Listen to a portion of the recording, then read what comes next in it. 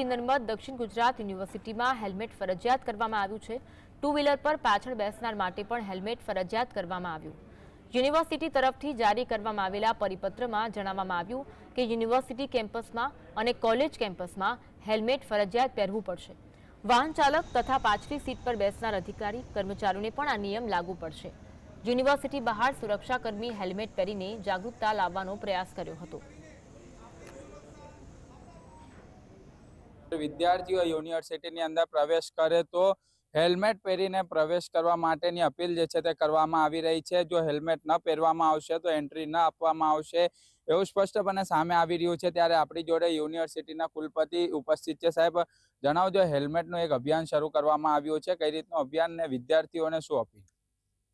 આપણી વીર નર્મદ દક્ષિણ ગુજરાત યુનિવર્સિટી જ્યારે 60 વર્ષ પૂર્ણ કરી રહી છે ત્યારે અને રાજ્ય સરકારના પરિપત્ર અનુસાર આપણી યુનિવર્સિટી કેમ્પસમાં 6000 વિદ્યાર્થીઓ અને 1000 કરતાં વધારે કર્મચારીઓ જ્યારે અંદર પ્રવેશી રહ્યા છે ત્યારે આપણી વીર નર્મદ દક્ષિણ ગુજરાત યુનિવર્સિટીએ વિદ્યાર્થીઓને અવેરનેસ માટે ખાસ એક્સિડન્ટ ડેમો પણ તૈયાર કર્યો છે।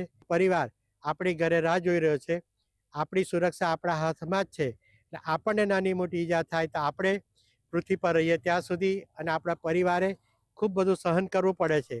એને ધ્યાનમાં રાખીને અમે એ લોકોને વર્ગખંડમાં જઈને અલગ અલગ જેટલા પણ અમારા માધ્યમો છે, સેમિનારો, દરેકની અંદર એઓને સમજાવી રહ્યા છે કે આપણે હેલ્મેટ પહેરવું કેટલું જરૂરી છે।